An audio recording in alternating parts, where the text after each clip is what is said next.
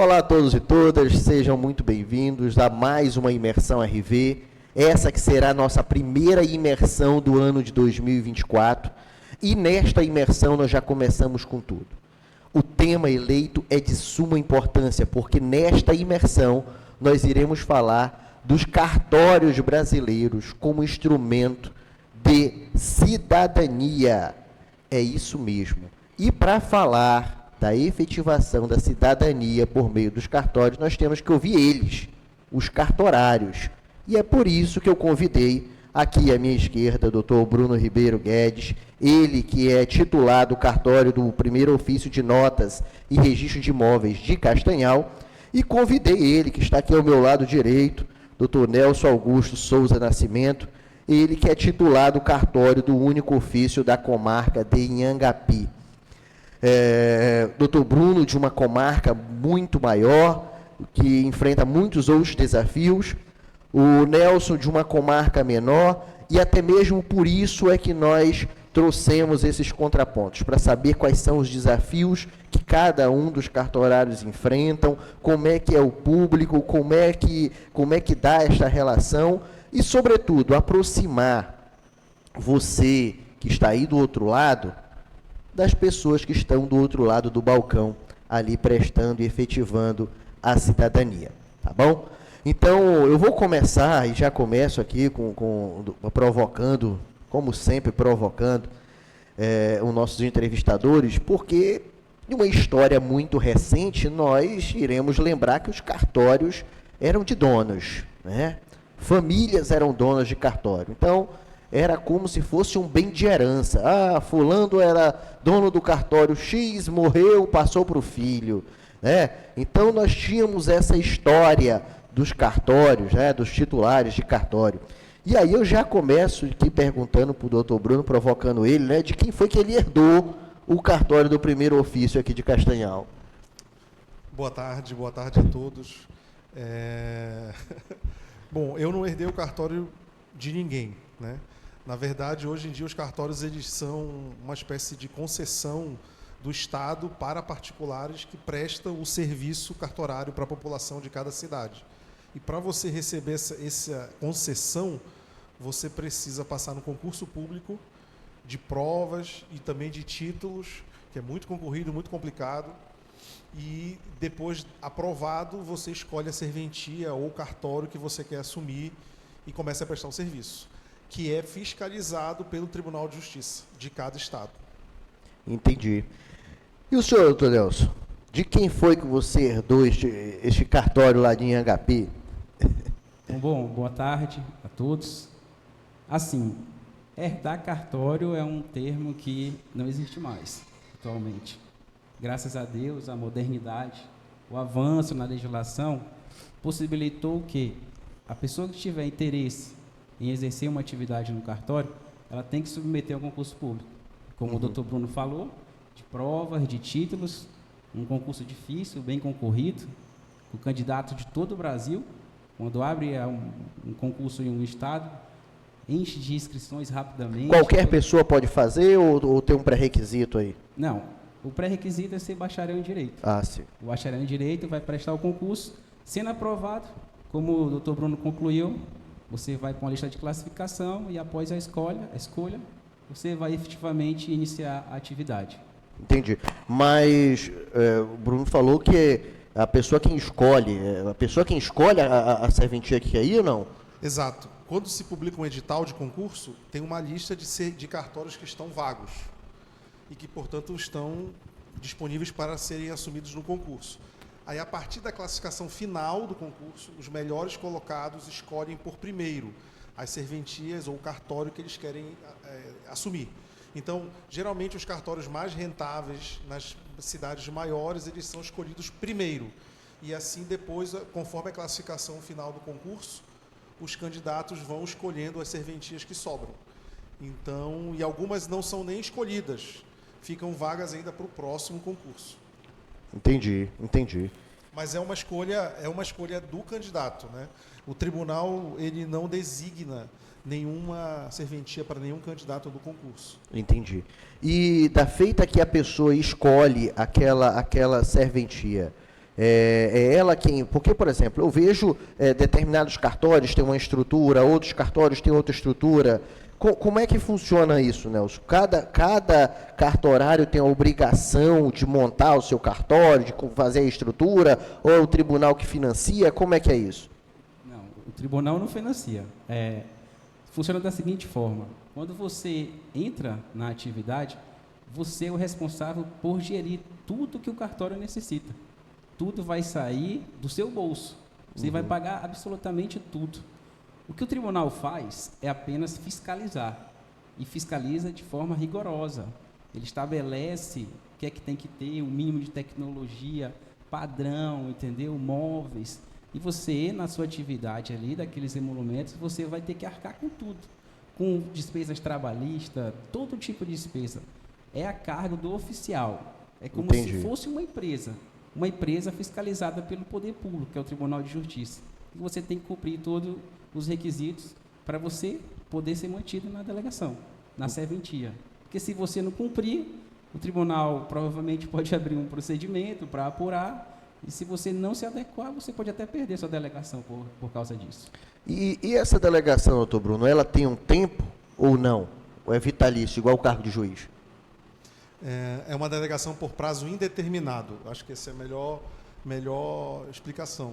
A gente, uma vez assumindo uma serventia, a gente vai ficar lá enquanto nós estivermos prestando um bom serviço para a população, sem limite de tempo e sem limite de idade. Então, por exemplo, a aposentadoria compulsória, né, que é aquela aposentadoria obrigatória que os servidores públicos são submetidos aos 75 anos, para nós elas não se aplicam. Mas é porque se entende que nós não somos servidores públicos, né? Nós somos particulares que colaboram com a administração prestando um serviço público, mas em caráter privado. Entendi, perfeito. Então, entrando propriamente nos serviços que os cartórios desempenham, eu tenho que falar inicialmente sobre o registro de imóvel, né? Isso porque nós vivemos em um estado, vou me limitar até o estado do Pará, em um estado em que nós temos uma grande quantidade de conflitos agrários. Nós temos no Pará, pelo menos, o triplo aí de áreas sobrepostas, né, que tecnicamente não existem. Temos um histórico de grilagem muito forte, um histórico de falsificação de documentos e, sobretudo, um histórico de informalidade, né? Então, nós temos muitas pessoas que habitam residências e não possuem registro, não possuem título algum. E muitas pessoas não o têm, doutor Bruno, porque não sabem como fazer. Então, assim, em linhas gerais, eu gostaria que o senhor explicasse para a nossa plateia qual seria o procedimento para que a pessoa tenha um imóvel registrado. Quais são os documentos, o que ela deve fazer para ela fazer o registro do imóvel dela? Bem, quando a gente fala em registro de imóvel, a gente está falando, na verdade, nós adotamos no Brasil um sistema em que cada imóvel tem uma matrícula. Essa matrícula é um documento que tem as informações daquele imóvel e as informações do proprietário. E depois, tudo que acontece na vida do imóvel, trocou de proprietário, vendeu, doou, a pessoa faleceu, os herdeiros receberam, aquilo tudo fica documentado cronologicamente, na ordem e na sequência do que aconteceu, dentro dessa folha que fica no livro do cartório, que se chama matrícula. O que acontece é que muitos imóveis no Brasil, isso é uma realidade brasileira, mas o Pará é um caso especial, são imóveis que não possuem matrícula. São imóveis que existem, são áreas que existem na cidade ou na zona rural, mas que não foram matriculados, ou seja, eles não existem no cartório. Então, se não foram matriculados, então eles são considerados irregulares e demandam uma regularização. E para isso, você tem alguns caminhos para procurar a regularização.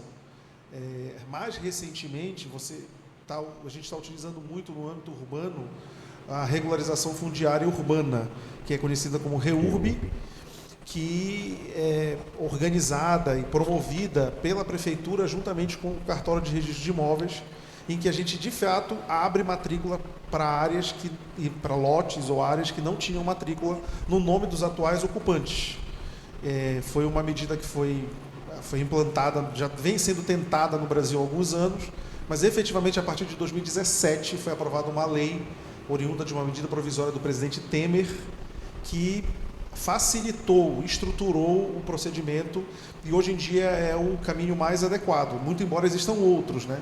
Você pode também, muitas vezes as pessoas, elas têm aquela posse, mas não têm a propriedade. Por quê? Porque o imóvel até tem matrícula, mas não está registrado no nome da pessoa que ali está ocupando. Então, a pessoa só tem a posse do imóvel, por algum motivo, o proprietário não conseguiu transmitir aquela propriedade para ele. Então, você também pode tentar um outro caminho que a gente chama de uso capião, que é a aquisição da propriedade pela posse por determinado período de tempo. E aí você pode fazer isso tanto na justiça quanto no cartório. Então, é uma outra forma também de você regularizar o seu imóvel. Basicamente é isso. São os caminhos mais comuns, né, para buscar a regularização. Sobre imóveis eu tenho tantas dúvidas que a gente tem que conversar bastante. Já pegando o gancho, eu não sei nem se eu pego o gancho ou se eu volto um pouquinho, mas pegando o gancho aqui no uso capião, o município de Castanhal, aqui no primeiro ofício, o senhor tem feito esse procedimento? Como é que ele funciona, o procedimento de uso capião? Bem, a uso capião, você tem que comprovar a posse, né? A posse física do imóvel por determinado período de tempo. Podem ser 5, 10 ou 15 anos. Depende do caso. Mas a gente faz no cartório de imóveis aqui, como todos os colegas fazem pelo Estado. Você pode receber, como eu disse, você pode fazer esse processo na Justiça, e aí nós recebemos um mandado para cumprir uma ordem judicial determinando o registro. Se houver matrícula para aquela área, nós fazemos o registro dentro da matrícula.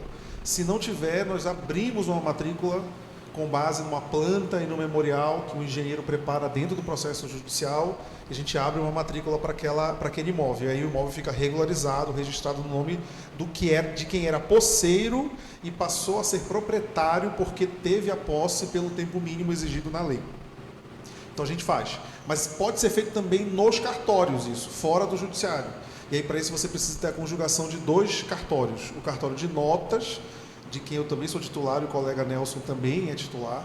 No cartório de notas ele faz uma ata notarial que atesta a posse do usuário pelo prazo mínimo previsto na lei. E depois esse procedimento é finalizado no âmbito do registro de imóveis e onde a gente efetivamente faz o registro. Esse procedimento, tanto o judicial quanto o extrajudicial, precisa ser acompanhado por um advogado com inscrição ativa na OAB. Então, você precisa primeiro procurar um advogado, depois procurar um cartório e levar a documentação que você tem que comprova a posse. O que comprova a posse? Você, às vezes, tem um contrato, um recibo de compra e venda, ou um instrumento, um contrato particular em que você comprou de alguém, mas não é uma escritura pública, é só um contrato numa folha que foi assinado pelo antigo proprietário ou pelo antigo posseiro, passou para você. E você depois conseguiu, com isso, atualizar o cadastro na prefeitura. Então, você que paga o IPTU, que é lançado no seu nome, você que paga a luz, que é lançada no seu nome, você paga a água. Então, você tem uma série de elementos que fazem presumir que você efetivamente tem a posse pelo prazo que você alega ter. Então, a prova da posse, ela é documental e testemunhal. E é feita, como eu disse, no âmbito do cartório de notas, que ele vai fazer uma ata para atestar essa posse. E depois, essa documentação toda é enviada para o cartório de imóveis para finalizar o registro. Perfeito. Nós sabemos que, só mais uma dúvida, nós sabemos que a escritura pública, ela pode ser lavrada em qualquer cartório do Brasil e levada a registro no local da localização do imóvel, né? E a minha pergunta é, a ata notarial, ela pode ser lavrada em qualquer cartório ou necessariamente no local de localização do imóvel? No caso da ata notarial de uso capião e da ata notarial em geral, para a gente não entrar no caso mais recente das atas de adjudicação compulsória, que não é o tema da nossa conversa, a ata notarial de uso capião, sim, precisa ser lavrada, escrita, preparada por um tabelionato, por um tabelião do local onde está o imóvel, porque ele precisa, eventualmente, até fazer visita ao imóvel. E os tabeliões, eles têm circunscrição. Eles só podem atuar, é um pouco confuso, assim, eles só podem atuar dentro do município para o qual eles receberam delegação. O usuário de qualquer lugar do Brasil pode escolhê-lo para praticar um determinado ato, que não seja uma ata notarial, mas para praticar determinado ato, uma escritura pública, uma escritura declaratória, uma escritura de união estável. Mas, em tese, essa pessoa teria que vir ao local ou fazer por videoconferência, escolhendo qualquer tabelião. Mas, para especificamente esse ato de atestar a posse de determinado imóvel em determinado local, o tabelião tem que ser o tabelião do município onde está situado o imóvel. Perfeito, perfeito. Eu vou voltar ainda ao registro de imóveis daqui a pouco, mas agora eu vou falar um pouquinho aqui com o doutor Nelson sobre a compra e venda, né? Porque o registro, ele é o ato final, né? Quando a gente chega ali e efetiva. Mas o instituto, e isso muitas pessoas não compreendem, o instituto da compra e venda de imóveis, ele é um instituto complexo, porque ele é composto por 2 atos.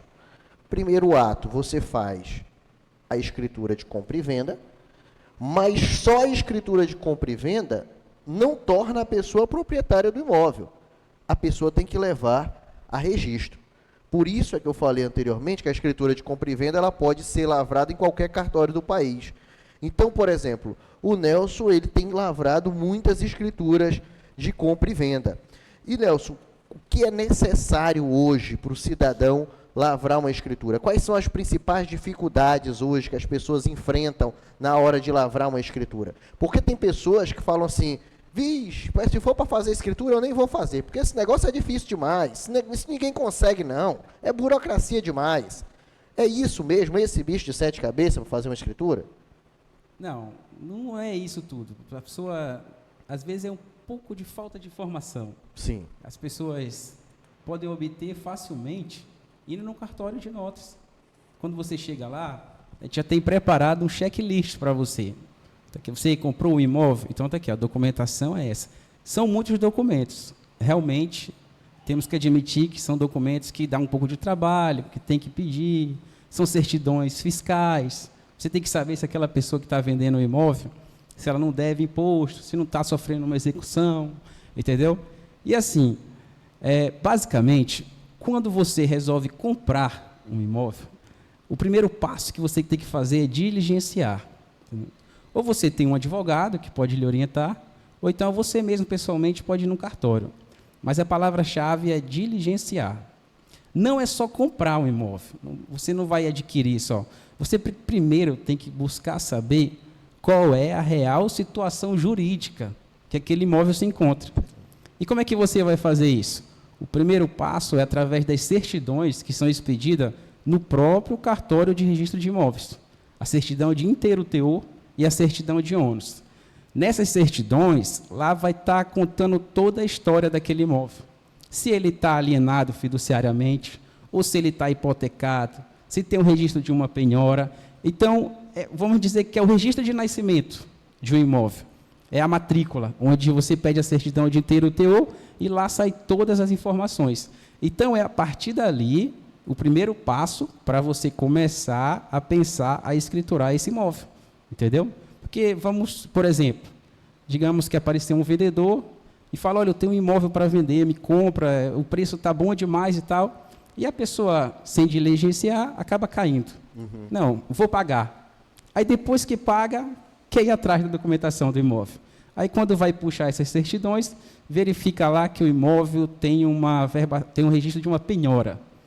Já pensou? Como é que a pessoa vai ficar? O impacto que vai ser? O seu prejuízo? O que é que lhe vai lhe restar? Ir atrás da pessoa que lhe vendeu, atrás do advogado, querer cobrar o valor de volta, atrás do advogado, né, para pleitear o que tem de direito, que foi lesado, entendeu?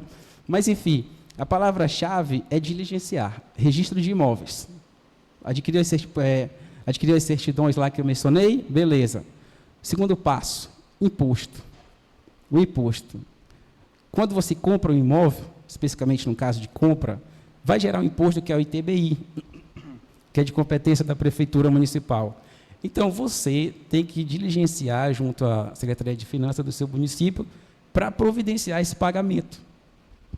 Ou você paga ele na hora de lavrar a escritura, ou você pode fazer o seguinte, você faz a escritura de compra e venda E na escritura você condiciona para que o porto seja apresentado, a guia devidamente recolhida, no cartório de registro de imóveis. Você apresenta a escritura e apresenta o devido recolhimento do imposto, que é documento essencial. E assim, a nossa legislação ela também traz uma série de certidões, como eu falei, né? As certidões fiscais em nome do vendedor, e também tem que providenciar as certidões dos distribuidores cíveis, tanto de âmbito federal, estadual e do trabalho. O nosso Código de Normas, ele vem trazendo lá o rol de certidões em nome do vendedor. Para que isso? Para você, quando adquirir, ter uma garantia maior de que aquela pessoa não está devendo. E se a pessoa não quiser essa garantia, né? Ela fala assim, não, eu não quero esse tanto de certidão, não, eu assumo o risco. Tem essa opção? Em algumas certidões, sim, tem essa opção. Por exemplo, na certidão fiscal de natureza federal da Receita, o nosso Tribunal de Justiça, parece que foi em 2021, através das nossas corregedorias, eles, na consulta administrativa, estabeleceram que, se o vendedor não apresentar aquela certidão, ela não impede a lavratura da escritura pública. O tabelião pode finalizar. Só que vai ser um risco para quem está adquirindo o imóvel. A mesma coisa também é na certidão negativa de débitos trabalhistas, que é uma certidão que está expressa no Código de Normas como os requisitos para lavrar a escritura, e lá pode fazer o seguinte: se ela não for apresentada, o tabelião pode pelo menos consignar, que as partes podem consultar no site do TST, através do CPF, se aquela pessoa que está vendendo o imóvel, se ele possui ou não débitos registrados no Banco de Devedores Trabalhistas, entendeu? Perfeito. Perfeito. E essa questão das buscas, né, doutor Bruno, ela é muito importante porque, por exemplo, eu tenho me defrontado muito com situações, por exemplo, tu falaste da certidão fiscal. Essa é uma das que eu não dispensaria nunca, porque há uma presunção, inclusive, se você fizer a venda, de essa venda ser nula, se houver inscrição na dívida ativa. Não é verdade? Como é que é essa precaução? Às vezes o negócio financeiramente é muito vantajoso para quem está comprando, que a pessoa prefere assumir riscos, né? Mas o problema é que você não sabe o tamanho do problema, né? Pode ser que a pessoa tenha um débito tributário reduzido, mas pode ser que ela tenha um débito muito grande que consuma, inclusive, todo o patrimônio que você está adquirindo. Porque você, evidentemente, não vai responder além daquele patrimônio. A questão é, aquela execução fiscal que não foi cuidada no momento da lavratura da escritura, como disse o colega Nelson, ela pode vir pegar esse imóvel que você comprou, porque vai se entender que você comprou fraudando aquele processo de execução fiscal, né? Então, é uma coisa que, de fato, tem que ser averiguada, e hoje em dia existe a previsão, infelizmente ela não é tão utilizada, de os processos judiciais, independentemente dos distribuidores cíveis e criminais, como ele mencionou, serem averbados a sua mera existência na matrícula dos imóveis dos réus, para que quem esteja comprando já saiba de antemão que aquela pessoa que está vendendo tem problemas na justiça, tem uma cobrança, uma dívida, então aquilo tudo fica claro ali na matrícula já do imóvel, mas infelizmente não é uma coisa que ainda está arraigada muito na cultura das pessoas, nem dos advogados, nem dos operadores de direito em geral. Mas uma coisa para complementar, que eu acho que é importante também dizer, é que muitas vezes o que dá problema, que gera uma expectativa frustrada nas pessoas em relação à escrituração de imóveis, é a qualificação das pessoas que estão comprando e estão vendendo. Porque hoje em dia as pessoas elas nascem solteiras, mas elas se casam mais de uma vez, se divorciam e às vezes viúvam, depois casam novamente. Então, essa sequência de mudança de estado, ela tem que ser toda documentada dentro da matrícula, e é isso que faz o cartório, geralmente os cartórios de notas, pedirem as certidões atualizadas, né, de casamento, de nascimento, para que na data da lavratura da escritura, aquele estado civil que a pessoa está declarando seja efetivamente o estado que ela ostenta naquele momento, né? Porque a gente sabe que essa é uma situação que muda muito. E aí, isso às vezes atrapalha a ideia de que o fluxo vai ser tranquilo para lavrar a escritura ou para registrar. Porque ainda que o tabelião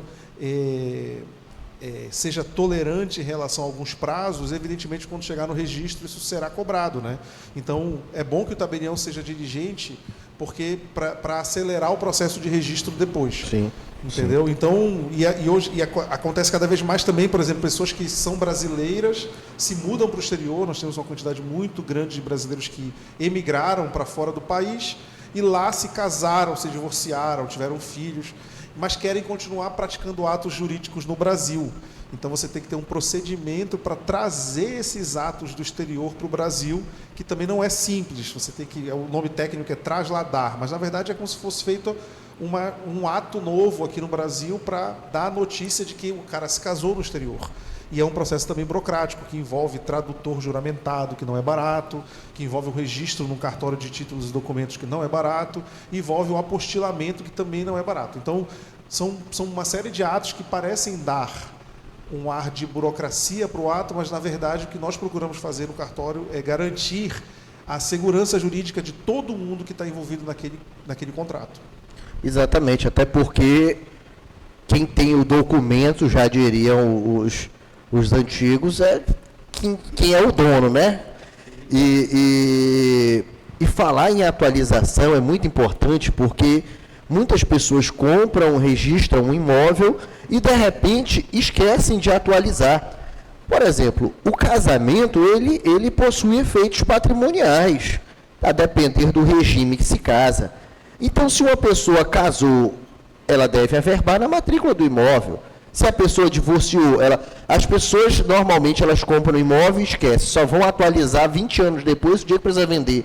Aí a lei surgiu e falou assim, agora preciso ter um georreferenciamento. Aí não tinha. A pessoa, é muita burocracia, mas não foi feito ao tempo, né? Não foi feito ao tempo. E esses eventos não foram devidamente registrados, não é isso, Bruno? Exatamente, mas assim, vamos imaginar, a pessoa comprou algo solteira, 20 anos depois se casou, e não quis fazer nenhuma averbação no cartório de imóveis, mas quando ela for vender, ou o notário vai perceber isso, ou o cartório de imóveis vai perceber. Por quê? Porque ela vai comparecer na venda agora como casada, e aí, ou às vezes já até casada e divorciada, né? E a gente tem que, na matrícula, vai ter que fazer essa atualização antes de registrar essa venda nova dela. Então a gente vai ter que registrar o casamento, eventualmente a mudança do nome dela, depois de registrar, o nome técnico é averbar, mas a gente vai ter que averbar o casamento, depois averbar o divórcio, e depois fazer o registro dessa compra e venda que ela está fazendo 20 anos depois. Então, assim, cedo ou tarde, essa informação sobre a mudança do estado civil da pessoa vai aparecer na matrícula, né? Mas isso vai gerar só mais ônus para ela ao longo do tempo. Entendi. A verdade, doutor, a verdade é que não vai passar nada, entendeu? Você vai ser, no tabelado de notas, vai ser analisado. Se passar, porventura, passou no tabelado de notas, no registro de imóveis, vai ser uma análise minuciosa do título. Todo título ele vai desaguar no registro de imóveis, né? E lá, essa análise, o nome que dá é a qualificação registral, né, doutor Bruno? Qualificação registral, onde o oficial do registro de imóveis ou o seu substituto legal, eles vão fazer uma análise profunda daquele título, de toda a situação da matrícula, verificar o que está faltando, após suprir todas aquelas necessidades, aí eles vão passar a analisar o título, entendeu? Uhum. E o título é analisado perfeitamente, para não ficar faltando nada. Estando tudo ok, tudo apto, está apto ao registro do título, o oficial vai e registra a compra e venda na matrícula do imóvel. Perfeito. Ainda sobre registro de imóveis, e para a gente encerrar esse tópico em específico, queria falar sobre o cancelamento de matrícula, tendo em vista as origens, né? Eu também tenho visto muito, doutor Bruno, matrículas sendo canceladas por ordem do tribunal, por conta da origem do título. Antigamente era muito usual, sobretudo aqui no nosso estado, o livro de posse.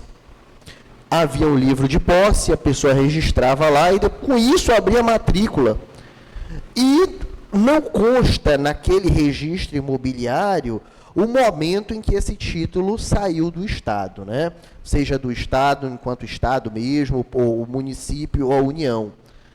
Então, nessa due diligência que a pessoa vai fazer, é importante que se averigue se esse título ele possui uma origem, qual é a origem desse título e qual seria a certidão que ele deveria solicitar. Sim, sim, é importante. Assim, todas as áreas, toda a terra, ela existe há milhares e milhares de anos.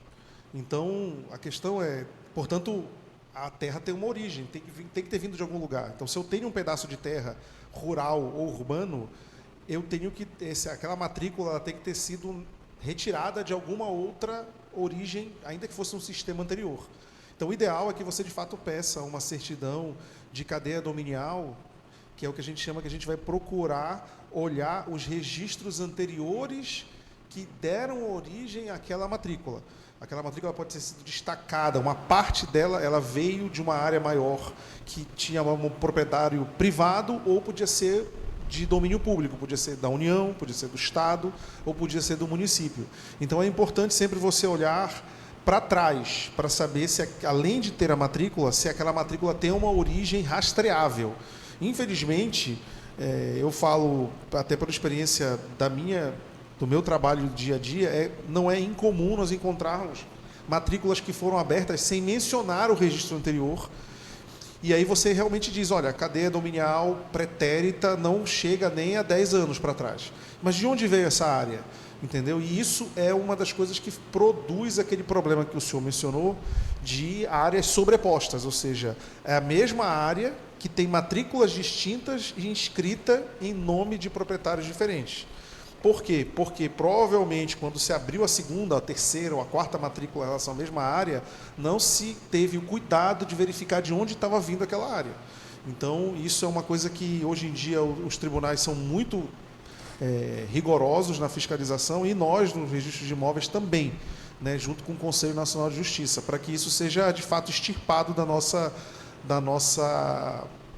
experiência de trabalho. Eu sempre digo para os clientes que me procuram, para os usuários, né, como a lei chama, eu sou um cara, nós somos meio paranoicos com o que a gente chama de disponibilidade da área, ou seja, as áreas que saírem dessa matrícula, eu tenho que cuidar precisamente até a última casa decimal depois da vírgula, para que não sobre nada de área sem matrícula, ou eu não faça desmembramentos que depois eu já estou desmembrando uma área que nem tem mais na matrícula. O cara está chegando para desmembrar a última área que tem naquela matrícula e ele está dizendo que ele vai estar desmembrando 700 metros quadrados e eu estou dizendo, não, mas aqui só tem 500.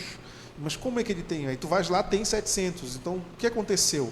Não houve o cuidado, em algum momento no passado, de verificar estritamente essa saída das áreas. Então, de fato, isso tem gerado problemas, principalmente no âmbito rural.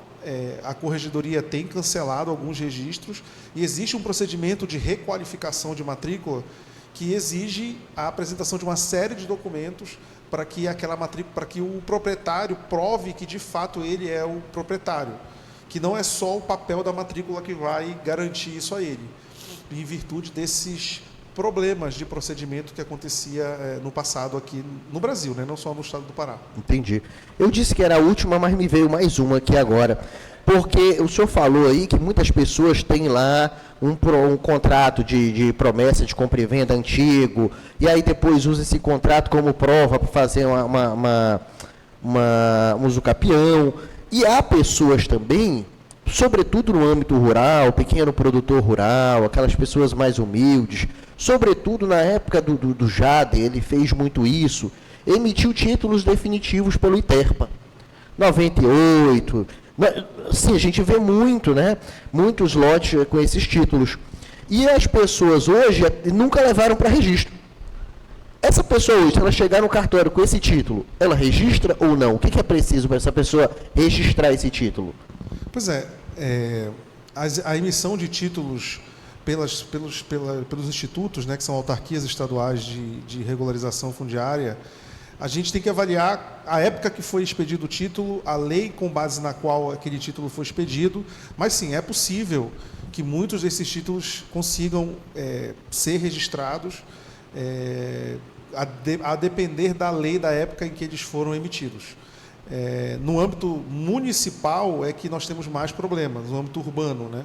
Porque existia um instituto antigo, que era o Instituto do Aforamento ou da Enfiteuse, que muitas pessoas, inclusive aqui em Castanhal, existem muitas pessoas com esse título em mãos, e que era uma regra em que os municípios, né, em geral, os municípios outorgavam uma espécie de posse perpétua para particulares utilizarem a área que continuava sendo do município. E esses títulos, ou esse instituto, ele foi extinto pelo Código de 2002, que é o Código atual, Código Civil atual, mas aqui já tinha registrado esses títulos de aforamento anteriormente a essa data, continuou detendo esse título sem nenhum problema. O que se faz hoje é resgatar, que é um procedimento para extinguir esse instituto e transformar aquela área numa propriedade plena do particular, saindo do município para o particular. Então, os títulos de aforamento ou enfiteuse que foram registrados, a gente consegue resgatar. O que aparece, às vezes, são títulos definitivos que não são vinculados ao procedimento de enfiteuse e que esses, no âmbito municipal, não conseguem ser registrados segundo o mais contemporâneo entendimento dos tribunais. Entendi, perfeito. Bem, doutor, pode falar, Nelson. Fazendo só uma observação, vocês puderam observar que no início da nossa entrevista aqui, o doutor Bruno explicou o procedimento do uso capião, ata notarial, explicando, deixando bem claro a quantidade de documento, né, e de tempo que leva para você conseguir chegar a esse registro, né? E assim, uma realidade do interior, lá em Inhangapi, na nossa comarca, a gente vê muito colonos que têm esse título. Eles têm esses títulos que foram concedidos pelo ITERPA, pelo Estado do Pará. E eles chegam lá querendo uma orientação porque eles venderam um pedaço para o vizinho. E a gente vai ver o título, não tem registro de nada, não levou para registrar o título. Né? Então, assim, é difícil você conseguir, né, a propriedade hoje. Você vê o caminho que é. E as pessoas, antigamente, elas obtinham esse título, mas, infelizmente, talvez por falta de informação, não fizeram o essencial, que é levar o título para registro, para efetivamente ele passar a ser o proprietário daquele imóvel. Né? E, para finalizar, em alguns títulos, tem as cláusulas. O Estado do Pará estabelece umas condições, né? E uma delas é registrar, entendeu? Providenciar o registro do título, né?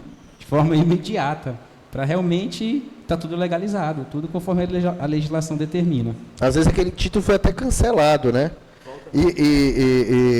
Uma das, por exemplo, porque eu já fiz aqui um tema aqui que foi sobre agronegócio e nós falávamos sobre o financiamento agrícola e a grande... Por que o pequeno produtor não consegue? Não consegue porque ele não tem um registro, então ele não consegue alienar junto ao banco. Então, assim, por exemplo, eu já vi muitos títulos de 98, 99, em que a pessoa chega, traz para registro e quando ela apresenta para registro, o tabelião fala, não, mas tu vai ter que solicitar uma certidão atualizada no ITERPA. E aí no ITERPA é quase 2 anos para emitir, porque o ITERPA chega lá e fala, não, mas isso aqui é quase emitir um título novo, porque eu vou ter que ir na área e tudo mais. Então, assim, o decurso do tempo também prejudica o titular, né, o proprietário, né. Mas avançando aqui no nosso bate-papo, vamos falar do óbito de registro de pessoas naturais, né.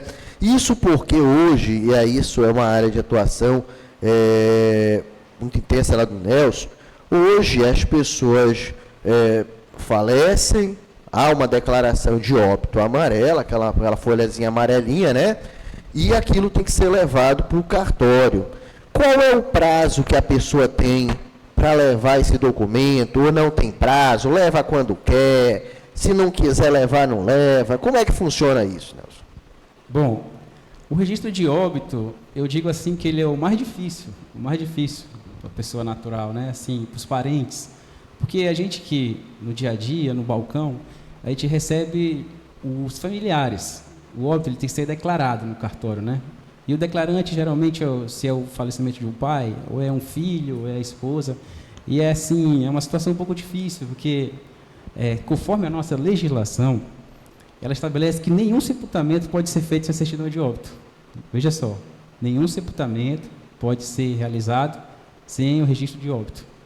Agora, como é que você acabou de perder seu ente querido ali, ou seu pai ou sua mãe, quem que vai se preocupar de ir logo no cartório tirar a certidão de óbito, né? Sim. Né? Uma situação um pouco complicada.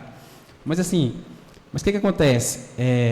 Por causa dessa situação, a própria legislação ela também estabelece que, dependendo do motivo... Rapaz, essa é daquelas leis que não pegam, né? Porque eu não conheço uma pessoa que foi enterrada já com a certidão de óbito pronto. É porque, assim, não é, deve ser muita realidade aqui da nossa região, né? Mas eu acredito que nas grandes capitais sejam dessa forma, porque tem que ter a organização do sepultamento no cemitério, e o poder público exige a certidão de óbito.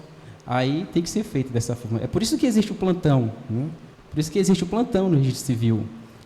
Pode não acontecer muito na nossa região, mas o plantão é justamente para isso. Para quando falecer um ente querido seu no sábado ou no domingo, você providenciar o registro para poder realizar o sepultamento. Porque quem vai fazer esse controle são os órgãos, né, que administram os cemitérios das grandes cidades. Mas, enfim, essa não é a nossa realidade, né? Não é a nossa realidade para cá. E pensando nisso, a lei também ela abre exceções, né? Ela fala que não sendo realizado o registro de óbito em 24 horas, tu vai obedecer o prazo do registro de nascimento, né? E o prazo do registro de nascimento é 15 dias. Com aquela declaração de óbito em mãos, você tem 15 dias para comparecer lá no cartório de registro civil, e lá o cartório vai providenciar o registro daquele óbito.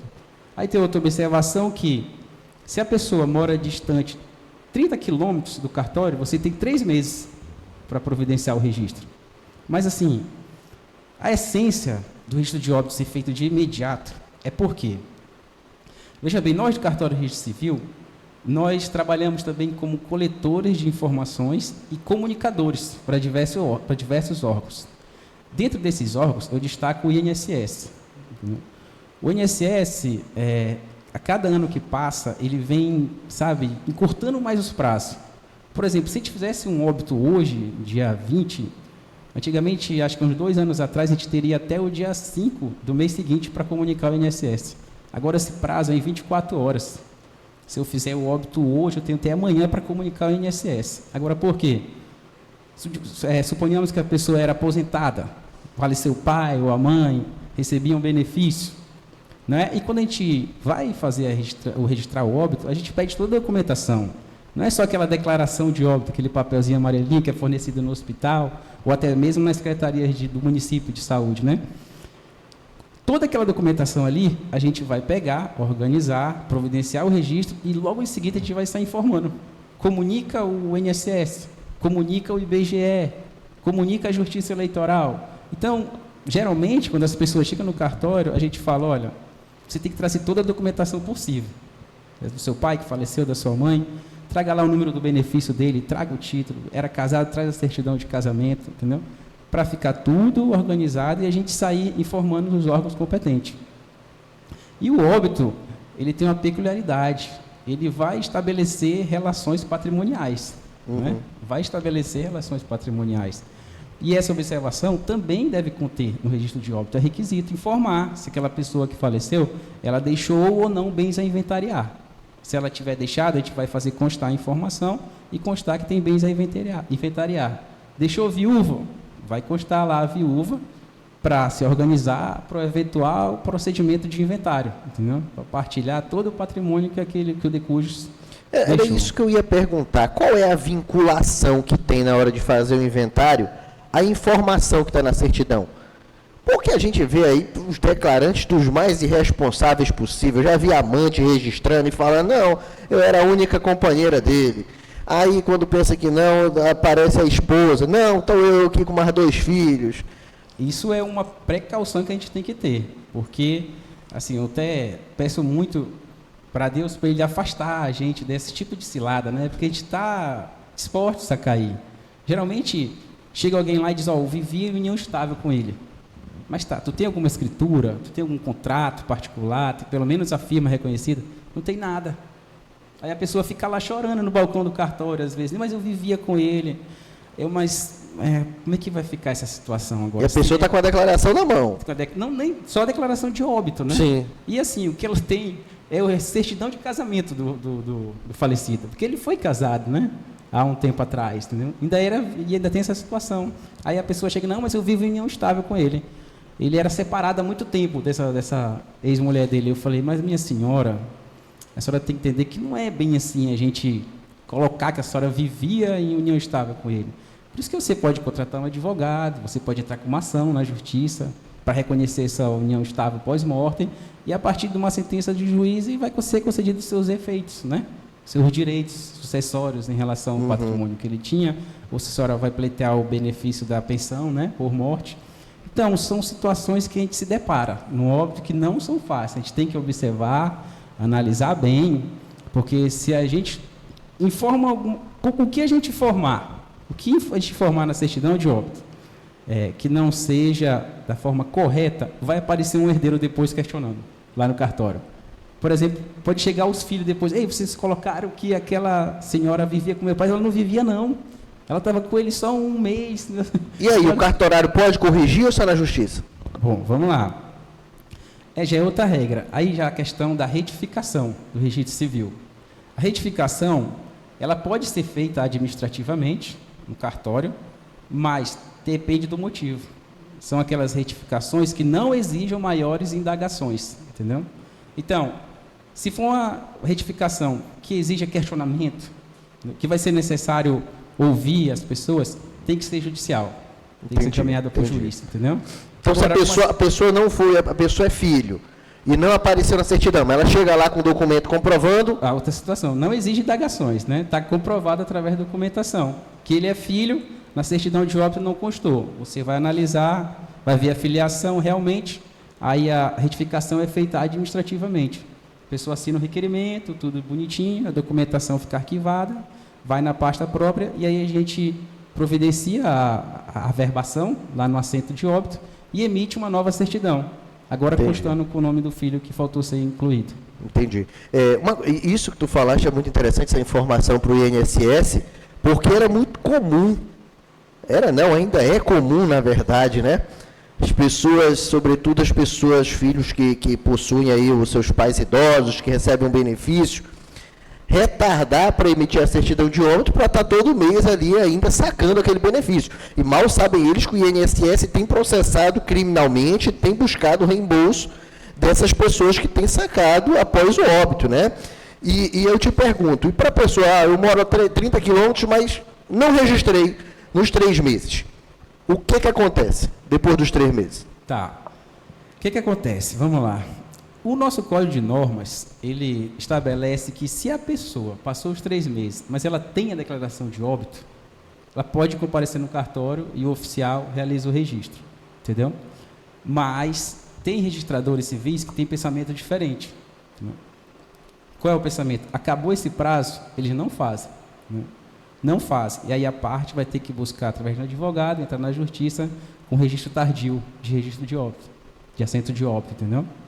O nosso, lá no cartório de Nhangapi, passou os 3 meses, eu ainda espero ainda até uns 2, se a pessoa trazer toda a documentação e aquela declaraçãozinha de óbito intacta, né? Sem rasura, sem nada, a gente providencia o registro, porque a partir de então, a gente tem que fazer o registro. Né? Uhum. Quanto mais atrasar para fazer o registro de óbito, pior vai ser. Né? O que acontece? Passou 3 meses, não vieram, no 4º mês apareceu, eu vou fazer. Eu vou fazer porque eu vou comunicar ao órgão. Senão, o INSS ainda vai estar depositando a pensão ou a aposentadoria daquela pessoa. Né? Tem que levar em consideração sempre essa situação. A Justiça Eleitoral tem que cancelar o título. Vamos dizer que a pessoa que faleceu ainda votava. Então, quanto mais rápido eu conseguir fazer esse registro de óbito, é melhor para o controle dos órgãos de fiscalização. Né? Perfeito. Doutor Bruno, o senhor levantou a bola e aí eu vou ter que chutar para o gol, não tem jeito. O senhor falou aí sobre a adjudicação compulsória e é um tema que muito me interessa, porque muitas pessoas firmam o contrato preliminar de compra e venda. Muitos falam, o contrato de gaveta não tem validade nenhuma. Claro que tem, é um contrato preliminar. Né? A lei diz que é um contrato preliminar e posteriormente você faz o contrato definitivo. O contrato definitivo é a escritura pública, né? A forma especial é por meio de uma escritura pública. Até então, você tinha que judicializar, pedindo para o juiz suprir. Olha, eu firmei esse contrato preliminar aqui, de promessa de compra e venda, e o vendedor não quer assinar. Você entrava, o juiz supria à vontade, falava, então vai lá e registra. Abriu-se essa possibilidade de se fazer administrativamente, e isso foi fantástico. Agora, do ponto de vista prático, isso tem realizado? Qual tem sido a dificuldade? Qual é a necessidade? Qual é o passo a passo para que isso se efetive? Assim, como tu disseste bem, foi mais mais um ato que saiu do âmbito exclusivo do judiciário e passou a ser realizado também nos cartórios. Assim como na usucapião, no caso da adjudicação compulsória, é um nome bonito, né? Mas, na verdade, é como tu bem explicaste. São pessoas que têm algum instrumento de compra e venda, mas o vendedor, por qualquer motivo, hoje não se recusa a assinar a escritura ou não é encontrado para assinar a escritura. Porque o que acontece? As pessoas faziam esse instrumento particular para amarrar o pagamento das parcelas antes da quitação do preço do imóvel. Depois que quitava, o cara diz, quando terminar de pagar, aí a gente vai fazer a escritura e registro. Mas, às vezes, isso demandava muitos anos. O cara passava 10 anos pagando aquelas prestações diretamente para o comprador, e quando acabava aquele prazo, o comprador sumia, se recusava de assinar, os herdeiros diziam que nunca tinham visto aquela pessoa na vida, não reconhece a assinatura do pai no contrato. Uma série de problemas eram suscitados, né, que impediam que a pessoa lavrasse a escritura e conseguisse o imóvel. Então, hoje, a gente tem que fazer, no âmbito extrajudicial, né, quando a gente fala extrajudicial, a gente está falando cartório. Então, no âmbito dos cartórios, a gente precisa, como na usucapião, fazer uma ata dentro desse processo de adjudicação, em que a gente vai procurar, a pessoa vai levar a documentação que ela tem, geralmente esses documentos de compra e venda, se foi reconhecido, não foi reconhecido. A gente vai tentar entrar em contato, procurar notificar aquela pessoa que se nega a assinar a escritura. E como na usucapião, se a gente notificá-la e ela não comparecer ou não der o sinal, a gente vai poder evoluir para fazer o registro dessa ata e que vai fazer as vezes, né, daquela decisão judicial que a pessoa procurava antigamente. Então, na prática, hoje, eu recebi já uma pessoa que me procurou, tem umas 2 semanas, levando a documentação, e a gente começou a estruturar a primeira ata de adjudicação compulsória no cartório de Castanhal. Eu também não tenho recebido atas de colegas que tenham feito atas em outros municípios. Por isso que eu falei da adjudicação, porque no caso da ata, para fins de adjudicação, aí eu posso, de fato, se não for necessário fazer nenhum tipo de vistoria em loco do imóvel, é possível que qualquer tabelião do Brasil lavre essa ata de adjudicação. Então, eu também não recebi. Então, não é uma coisa que a gente possa dizer que pegou ainda na cultura da cidade ou aqui do Estado. Mas é um grande benefício que ajuda muito as pessoas a regularizarem. Mas tem mais uma observação que eu gostaria de fazer, porque já aconteceu duas vezes para mim, que às vezes acontece assim: o vendedor, pessoa física, ele fez esse contrato particular, pactuou lá que você paga 60 parcelas, as parcelas foram todas quitadas, e na hora que ele não se negou a assinar, mas antes de assinar a escritura, ele falece. Então, ficava uma dúvida de como é que resolvia isso, né? Aí, muitas vezes, se resolvia por meio de usucapião, mas é possível, existe uma permissão do Conselho da Justiça Federal, que é um enunciado, é um entendimento baseado em decisões jurisprudenciais e experiências de outros estados, em que eles admitem que o inventariante, nomeado por escritura, receba poderes expressos de assinar escrituras que concretizem esse tipo de acordo, desde que o falecido tenha recebido o dinheiro integral da venda em vida. Tipo, recebi as 60 prestações em vida, mas 6 meses depois eu faleci e não consegui lavrar a escritura e registrar. Aí o inventariante pode assinar uma escritura de compra e venda fora do inventário e sem alvará judicial. Então, isso é algo que ajuda muito. E isso não é incomum de acontecer. A dificuldade é provar a quitação integral em vida, porque as pessoas pagam as prestações das maneiras mais informais possíveis. Sim. Então, o cara dá dinheiro, aí às vezes recebe o recibo, às vezes não recebe. Recebeu o recibo, mas guardou na gaveta, teve uma enchente, perdeu, se mudou, perdeu. Então, a pessoa às vezes não consegue provar que ela pagou tudo em vida do falecido. Então, isso às vezes é o que trava. Mas é mais um benefício que a pessoa tem para resolver. Se o inventariante chegar lá e declarar que olha, ele não tem os recibos, mas eu vi que ele pagou. Supre ou não? O enunciado, ele fala que a quitação tem que ser provada perante o tabelião. Entendi. Entendeu? Então, eu acho que... porque senão daria muita margem para fraude. Exatamente, também, né? Precisa de documentos. E tem que receber poderes expressos. Aí por que isso? Porque quando você nomeia o inventariante, Assim, é possível, antes do inventário, fazer uma escritura de nomeação do inventariante. E essa escritura vai ser assinada pelos herdeiros, né? Então, estão escolhendo ele Sim. aqui para representar o espólio. Então, nessa escritura, você pode acrescentar esse poder de assinar escrituras de alienação, de compra e venda, de negócios que ficaram pendentes, mas que foram concretizados integralmente pelo falecido, entendeu? Entendi. Outra coisa que não é hábito, né, doutor Bruno, eu acredito que o Nelson também faça, em escrituras com cláusulas resolutivas, né? Constar nessas escrituras já as parcelas. Sim. Muitas pessoas acham que, para mim lavrar uma escritura, necessariamente eu tenho que ter quitado o preço. Não, e não é uma condição, não é isso? Exatamente. Na verdade, assim, a quitação não é condição para lavrar a escritura nem para o registro. Tem que ter o preço, o valor lá, que é o valor do negócio. Aí se a pessoa paga parcelado, eu paguei em 10 cheques e alguns ainda nem chegaram à data de serem descontados. Eu já posso lavrar a escritura? Posso. Mas aí como é que vai para a escritura isso? Aí na forma de pagamento a pessoa vai colocar, foi pago com os cheques tais e tais, e as datas dos respectivos descontos. Esse dia vai ser descontado, esse dia. E às vezes datas bem futuras. E aí aquilo que o senhor mencionou, da cláusula resolutiva, que é a possibilidade de você desfazer a compra e venda se algum daqueles cheques não forem descontados, não tiverem fundos. E aí você desfaz a compra e venda, você não fica só com um papel de um cheque para executar na justiça. Mas essas cláusulas resolutivas têm que constar na escritura, essa possibilidade de reverter a compra e venda, porque isso vai para a matrícula. Ou seja, a matrícula vai ter a compra e venda e depois a gente vai fazer uma verbaçãozinha constando cláusula resolutiva.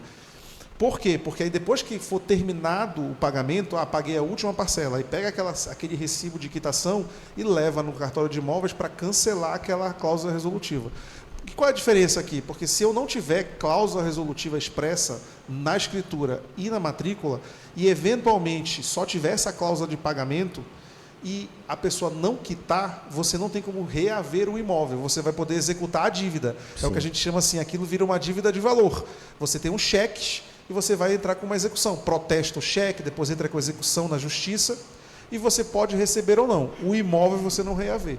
Então é muito importante isso que o senhor está mencionando, porque você já consegue escriturar e já registra com cláusula resolutiva. Depois que você termina de pagar, você só paga uma averbação de cancelamento daquela cláusula resolutiva, entendeu? O imóvel já é seu, mas ele pode deixar de ser se você não quitar o preço. Perfeito. Entendeu? Perfeito. É fundamental esse tipo de instrumento, e isso dinamiza as relações, né? É porque as pessoas não compreendem que a escritura pública um contrato. É o contrato definitivo, por meio de forma especial, escritura pública. Né? Compreendido isso, cabe as avanças lá dentro.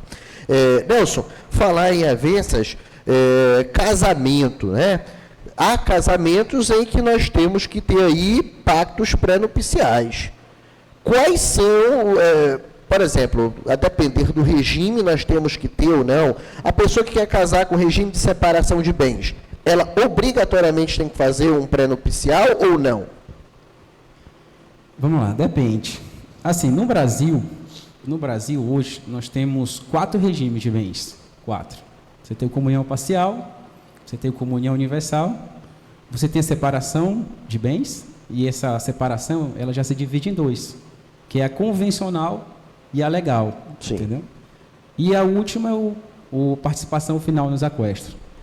O que acontece? No Brasil, hoje, o regime legal que está vigente é o da comunhão parcial. Entendeu? Então, se você pretende casar e você não quer outro regime, não opta por outro regime, então, o regime que vai constar, os dados do seu casamento, é o da comunhão parcial de bens. Sim. Entendeu? Agora, se você, ao momento que for realizar uma habilitação de casamento, né, optar por casar no regime diverso do legal, diverso do comunhão parcial, obrigatoriamente você tem que realizar esse pacto antinupcial. E é formalizado através de escritura pública. Entendeu? Então você vai ter que ir num cartório de notas, apresentar sua certidão, se for solteiro, certidão de nascimento atualizada, né, dos nubentes, e lá vai ser redigida a escritura. E nessa escritura vai constar qual é o regime de bens que você vai escolher. Se é a separação total de bens, se é a comunhão universal, se é a participação final no aquesto.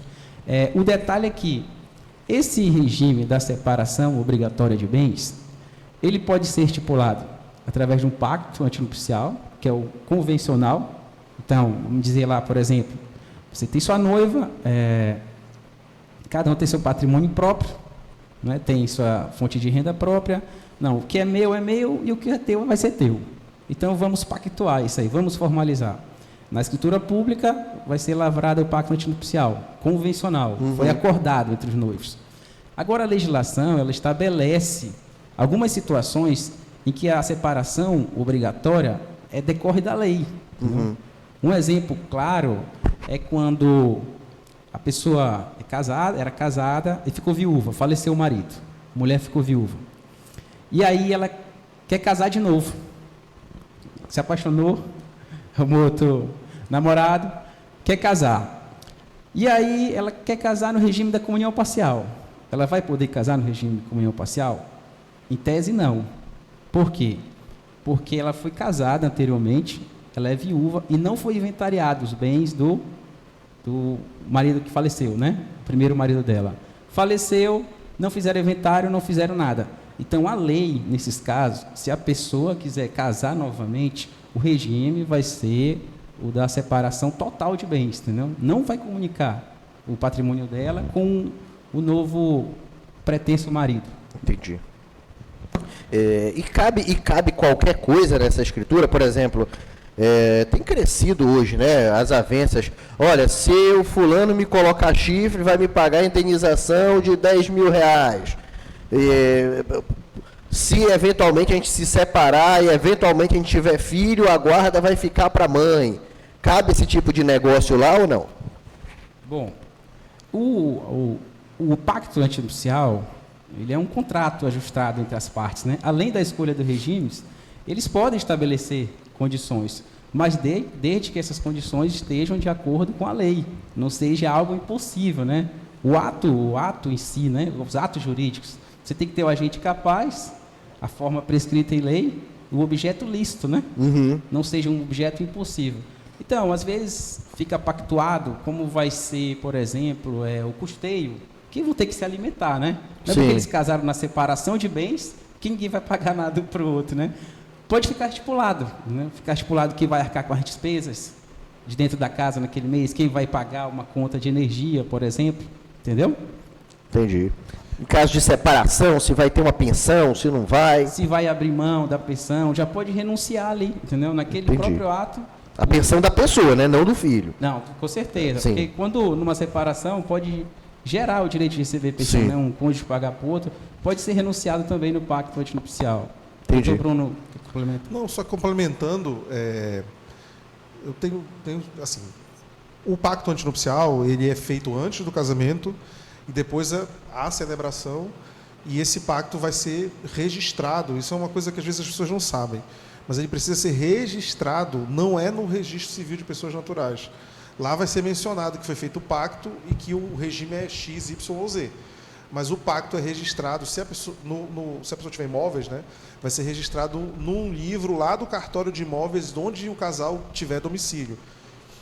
E depois, em todas as matrículas que esse casal tiver, vamos imaginar que seja uma pessoa muito rica, que tenha 300 imóveis espalhados pelo Brasil. Em tese, ele precisa averbar a informação da existência do pacto, registrado uma única vez, mas averbado tantas vezes quantos forem os imóveis que a pessoa tiver pelo Brasil. Então, isso é uma burocraciazinha que você precisa cuidar e já dá, às vezes, dá problema. E quando tiver alguma cláusula, vamos imaginar que é porque hoje em dia no Brasil, o cônjuge, a depender do regime, ele pode ser herdeiro, ele não é só meeiro. Existe uma grande e forte especulação de que isso vai mudar. Existe uma comissão que está trabalhando numa nova reforma do Código Civil, e isso é muito forte na comissão. Eles vão extinguir a figura do cônjuge herdeiro. O cônjuge vai ser só meeiro, como ele era no Código de 16. Porque isso gerou uma série de distorções. Mas, por exemplo, no pacto antinupcial, eu posso renunciar previamente à minha eventual herança. E isso é uma grande questão, porque no Brasil é proibido você renunciar à herança com o dono da herança, né, o autor da herança, a pessoa que é dona do Pacta patrimônio, corvina, viva. né? Se a pessoa está viva, eu não posso negociar a herança futura dela, porque chama isso, pacta corvina, que é proibido, é um pacto, seria um pacto nulo. E se isso constar na escritura, quando você for procurar o registro no registro de imóveis, o registrador vai ler as cláusulas e pode dizer, olha, tem uma cláusula nula nesse pacto, eu não vou registrar. E às vezes acontece disso ter que ser resolvido no judiciário. Então tem que cuidar para ver essas nuances, né? É muito interessante isso, doutor Bruno, porque o pacto, ele regula, e o regime de casamento, o regime de bens de casamento, ele regula e ele tem validade em vida. Sim. Ele vai estipular que, na hipótese de divórcio, aquele regime de bens vai ser aplicado. Mas aquilo não transcende para o evento morte. Sim. No evento sucessão, a regra é outra. Sim, né? exatamente. E no que pese a separação total de bens, faleceu o cônjuge herdeiro. Exatamente. Existe aqui é muito importante explicar isso, e isso todos os dias no meu cartório eu recebo advogados e usuários e clientes com essa dúvida. Nós temos a separação convencional, como disse o Dr. Nelson, e tem a separação obrigatória. A separação obrigatória, por mais contraintuitivo que isso pareça, ela não é o regime da separação convencional aplicado obrigatoriamente em determinados casos. Uhum. No Brasil, são dois regimes diferentes, com efeitos opostos. Vou dar um exemplo. Por exemplo, no regime da separação obrigatória, os bens adquiridos nas constâncias do casamento, se houver prova de esforço comum, eles se comunicam. A gente chama, e isso parece uma comunhão parcial. No caso da separação convencional, que precisa de pacto, na separação obrigatória não precisa de pacto, mas na convencional precisa. Os bens adquiridos na constância do casamento, se forem gratuitos ou onerosos, não importa, o cara pagou, comprou, ou ele ganhou de herança, ou ele recebeu de doação, não importa, não há comunicação. Mas se comunicam ou não se comunicam, tem efeitos diferentes, se for divórcio ou morte. Por exemplo, na separação obrigatória, se entende, né, que não há, o cônjuge não é herdeiro, ele só é meeiro. Então, por exemplo, na separação obrigatória, a pessoa casou, ela adquiriu um apartamento depois do casamento, há prova de esforço comum, que não é uma prova fácil de fazer, mas é possível ser feita, e aí esse bem, se eles se divorciarem, vai ficar metade para um, metade para outro. Se eles se falecer, houve prova de esforço comum, também haverá, mas ele não vai, o caso da separação obrigatória, o cônjuge não vai concorrer com os herdeiros em relação ao resto do patrimônio. Mas na separação convencional, isso é uma coisa que muita gente não sabe. O cônjuge, se divorciar, não leva nada, mas se o cônjuge morrer, ele concorre com os filhos. Ele fala, mas por que isso? Porque no Código Civil existem os regimes que expressamente são excluídos dessa disputa com os herdeiros. E a separação convencional não está na lista. Então, a jurisprudência entendeu que o cônjuge casado na separação convencional, ele vai concorrer. Então, assim, com o tempo, o que aconteceu? Houve uma evolução da jurisprudência com base numa tese que foi defendida pelo nosso saudoso jurista e tabelião de notas Zeno Veloso, que faleceu, infelizmente, por ocasião da pandemia da Covid. Ele desenvolveu uma tese em que ele dizia assim: a pessoa vai casar, tem mais de 70 anos, ou é uma viúva que está querendo um novo casamento antes de partilhar o primeiro, ou é uma criança, né, entre 16 e 18 anos que quer se casar e os pais não querem dar autorização, a pessoa pede para o juiz dar o suprimento. São as 3 hipóteses de separação obrigatória. Aí ela casa na separação obrigatória. E aí ele fala assim, mas tem um problema, eu não quero que o patrimônio que eu adquiri depois de casar se comunique com o cônjuge, mesmo casado na separação obrigatória. E aí o Zeno desenvolveu uma tese de que em separação obrigatória, o cara faz um pacto antinupcial para dizer somente isso, que os bens adquiridos na constância daquela união não vão se comunicar. Ou seja, eles vão excluir essa comunicabilidade. E mais recentemente, isso foi aceito pelo STJ, a jurisprudência aceitou isso há uns 2 anos atrás. E mais recentemente, na verdade, mês passado, o Supremo decidiu mais. Ele disse que o regime da separação obrigatória poderia ser afastado, no caso dos que casam com mais de 70 anos, eles poderiam afastar o regime da separação obrigatória por escritura, escolhendo um outro regime. Então, se eu não falar nada, casei com mais de 70 anos, não disse nada, aplica-se a separação obrigatória. Se eu casei com menos de 70 anos e não falei nada, não escolhi outro regime, aplica a comunhão parcial. Mas se casei com mais de 70 e não falei nada, aplica a separação obrigatória. Mas se eu quiser, eu posso escolher outro regime, inclusive a separação convencional, inclusive a comunhão parcial, inclusive a comunhão universal. Isso é curioso porque o Zeno, na tese dele, ele se preocupava muito em dizer: o meu pacto que eu estou defendendo é só para afastar a comunhão dos bens adquiridos na constância do casamento. Porque esse é um entendimento que foi construído pela jurisprudência, né? Não estava na lei. Então ele dizia: eu estou afastando isso aqui porque está na jurisprudência, mas não está na lei. Porque ele entendia, o Zeno, que o pacto não podia afastar uma regra prevista expressamente no Código, que era a separação tem que ser obrigatória para quem casa com mais de 70 anos. Mas o Supremo agora foi lá e disse mais.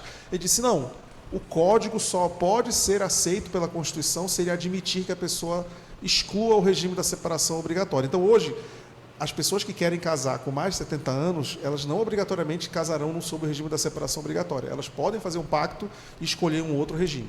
E isso devolve dignidade para as pessoas, né? Porque nós tínhamos uma presunção, nós tínhamos pessoas que a estimativa de vida era muito mais curta. Hoje, com 70 anos, você tem pessoas extremamente ativas, donas de si, totalmente sãs. Então, elas têm condições de tomar decisão e, por vezes, querem, sim, um regime diferente. E essa questão é interessante. Recentemente, eu tive que responder um parecer, uma consulta justamente sobre essa evolução da jurisprudência do STJ, porque em 2009 foi curioso. Há uma decisão única de 2009 do STJ, que a Nancy, ela decide, e assim, foi uma decisão única, e depois disso a segunda sessão já pacificou, mas naquele momento, em 2009, a Nancy falou o seguinte: a pessoa era casada 6 meses, e aí o cara faleceu. E a Nancy falou: bem, ela não vai ser herdeira, porque o cara era, tipo, multimilionário. Ela falou: não, só por 6 meses, não. Mas casado essa foi uma regime? Separação total, convencional. Convencional. Isso. E aí, essa é uma decisão única. Porque tanto é que depois tentaram, o STJ falou: não, aquela decisão foi um ponto fora da curva da decisão. Aquela decisão, ponto fora da curva, a segunda sessão veio e pacificou. Pode, a pessoa é herdeira. Faleceu, regime de separação convencional, é herdeiro. Não, isso é inafastável. Não pode nem constar do pacto que ela não é. Porque essa é uma das vantagens do casamento, né? Que é um evento, que é um contrato solene que produz efeitos a partir do momento em que acontece a celebração ou o registro, né? No caso da conversão da união estável. Então, se você começa a querer mitigar os efeitos do casamento, o regime de bens é um deles, a partir do prazo que durou aquele casamento, é complicado. É complicado. Não, essa decisão foi emblemática e se vê que o STJ tentando fazer justiça para o caso concreto, falar: não, mas a pessoa equidade, a pessoa só foi casada há 6 meses e aí ela já vai entrar concorrendo com os herdeiros em igualdade. A paciência, quando ela casou, eu não sabia que a pessoa ia morrer com 6 meses, né? Inclusive, a pessoa está enlutada. Mas, enfim, vamos caminhar aqui para o final, e eu quero conversar com vocês rapidamente, para a gente encerrar, um tema muito importante sobre a digitalização e modernização dos cartórios.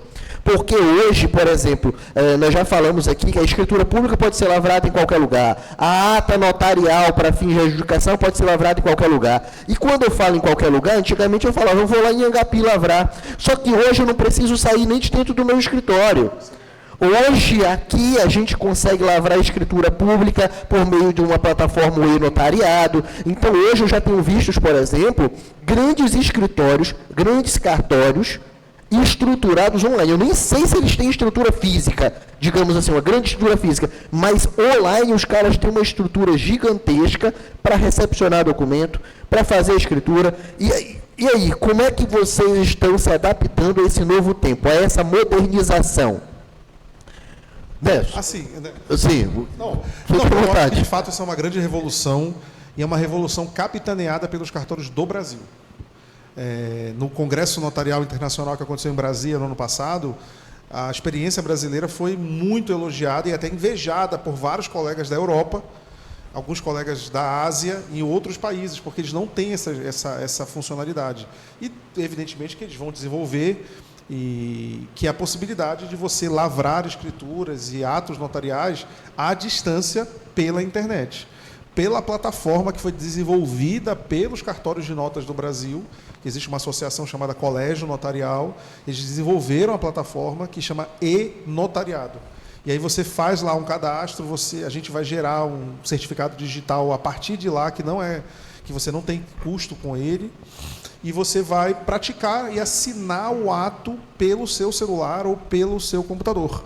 Entendeu? Às vezes você está comprando um imóvel em Salinas, você mora em Castanhal, e a outra parte que está vendendo mora nos Estados Unidos. E aí, antigamente, era uma grande confusão para você instrumentalizar isso, porque ou a pessoa vinha para assinar lá dos Estados Unidos, ou todo mundo se encontrava num local, ou era feita uma diligência em vários lugares para colher assinatura, ou se fazia uma procuração lá nos Estados Unidos para trazer para cá, e trasladar a procuração dá trabalho, a não ser que o cara faça no consulado dos Estados Unidos, e para fazer um ato no consulado você tem que agendar, demora 90, 120, 180 dias. Se tiver um erro, tem que fazer a averbação. Era uma burocracia que hoje foi resolvida, porque as pessoas vão se encontrar pela internet, onde você vai fazer a leitura do ato, entendeu? Todo mundo vai dar o seu de acordo e todo mundo vai apertar um botão assinando aquela escritura. E aquele vídeo daquela leitura do ato, em que todo mundo concordou, ele fica salvo no cartório. Porque se um dia alguém quiser dizer, mas o meu pai concordou com essa escritura? Ele não assinou.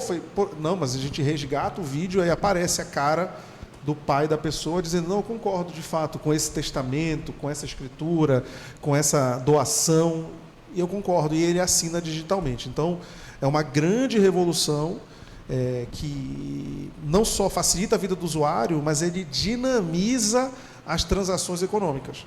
E, inclusive, hoje saiu uma estatística da quantidade de atos que são praticados, né? São Paulo é líder, né? Acho que no ano passado eles praticaram mais de 25 mil atos eletrônicos, né, pelos cartórios. E aqui no estado a gente não está muito no fim da fila, mas a gente precisa evoluir. E a evolução precisa ser feita a partir também de nós, explicando para os usuários dessa possibilidade. Sim, perfeito. Assim, e os atos eletrônicos, eles, no Brasil, acabaram sendo forçados pela pandemia, né?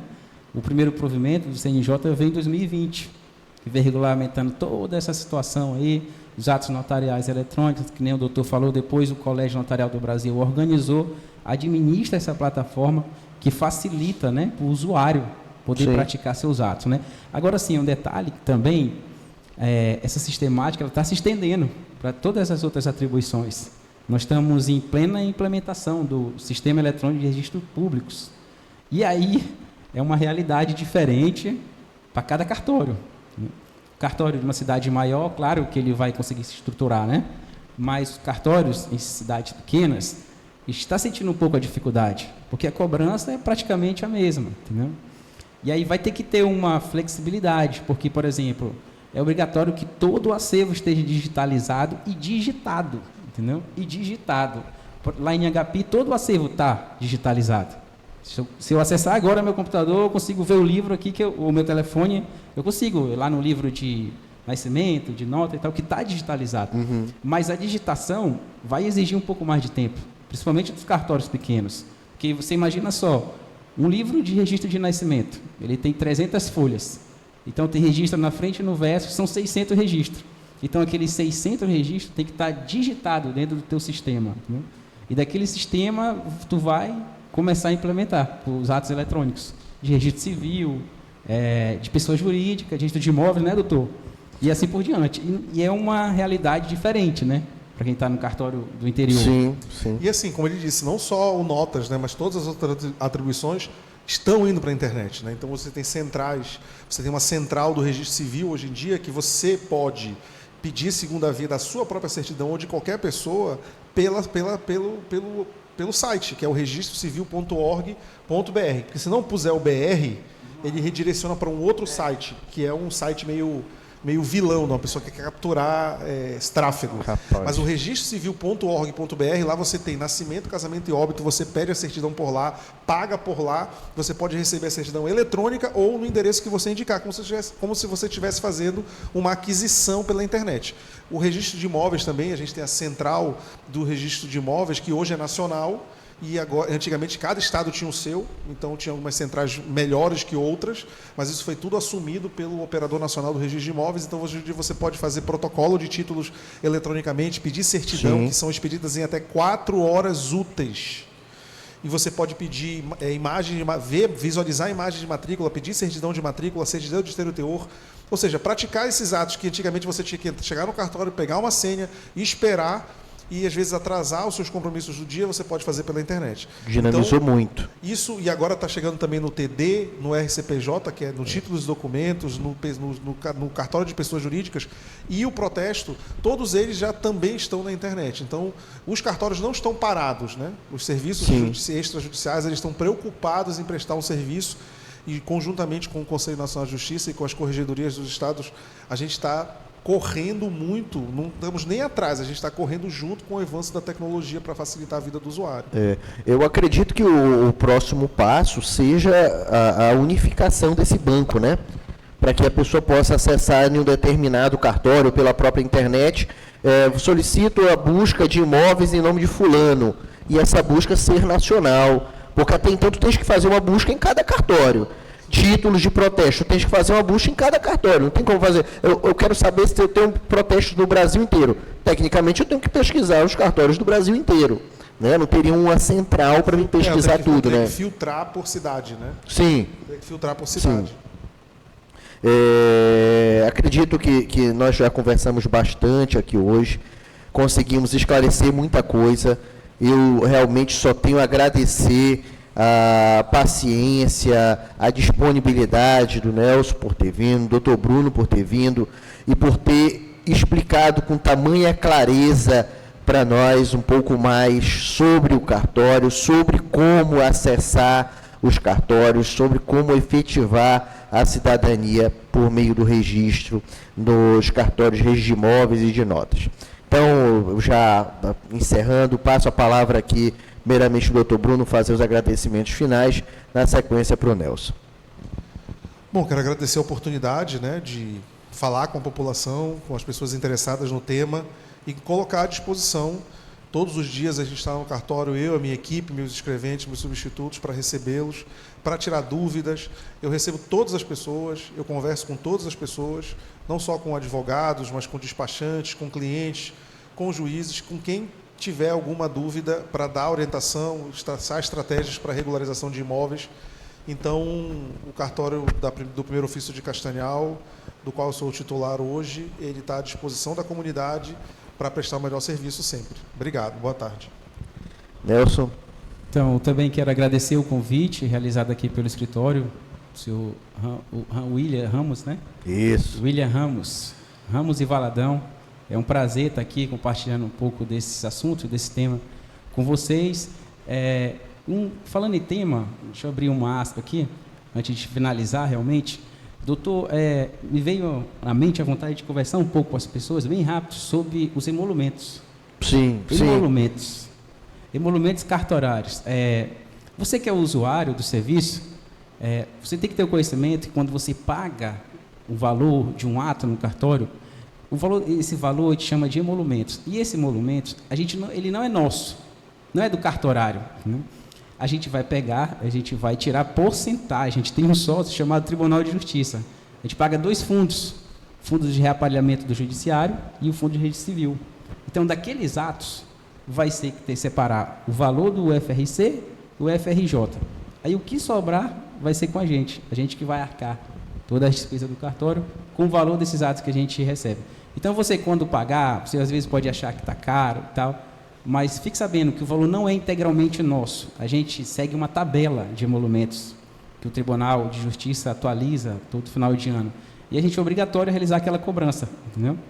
E o preço não é estipulado livremente pelo cartorário. Perfeito. Né? O preço ele é tabelado e cabe a nós seguir. Então, fica esse adendo, essa informação aí. Para finalizar, então, eu agradeço mais uma vez o convite. Muito obrigado pela oportunidade. E nós estamos localizados lá no município de Inhangapi, fica próximo aqui ao município de Castanhal, cerca de 15 quilômetros. Quiser nos contatar para tirar alguma dúvida, alguma situação, nós estamos de portas abertas. Muito obrigado. Então, muito obrigado a todos e todas que nos acompanharam, que nos assistirão ao Fórum Online. Obrigado por acompanhar mais uma Imersão RV. E para essa e outras, continue acompanhando aqui o nosso canal no YouTube, da Ramos e Valadão. Nossas redes sociais estão sempre repletas de conteúdo, nosso Instagram, Facebook, LinkedIn. Continue nos acompanhando para mais conteúdos como esse. Valeu, obrigado.